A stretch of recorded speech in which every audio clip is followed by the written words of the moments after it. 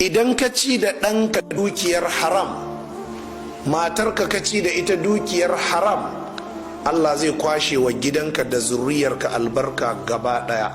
Saboda gidanka duk wanda ya ɗaga hannu Allah ba zai amsa ba. Allah yana mamaki ne ma, ta yaya ma za a amsa wa addu'ar wanda aka ciyar da shi, aka shayar da shi, aka yi mai tufa ta haram, sannan kuma ya girma ya ci gaba da cin haram.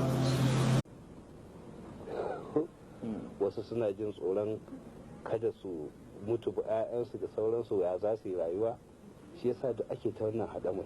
To duk wannan tsoro ne kurin wanda baya da wani tushe, na banza ne, don baka iya yin komi ga kanka, baka iya yin komi ga 'ya'yanka, ba kai kanka ba kai su ba.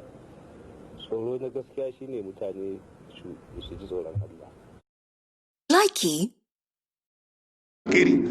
Kar don ka samu duniya ka manta da abokanka da a sakandare kuke jika kanzo kuna ci tare, wani a cikinsu ko abincin da zai ci bayi da shi, yau kai ka samu babban matsayi, kar ka manta da shi. Dan halal baya manta alkhairi. Wani yadda kuka taso kuna tafiya firamarin gidansu kuke zuwa ku sha kunu tukunna ku wuce makaranta, in ka tuna da shi ka je ka musu goma ta arziki. Wannan shine ya nuna arziki mai albarka. To shi wannan makafin bai manta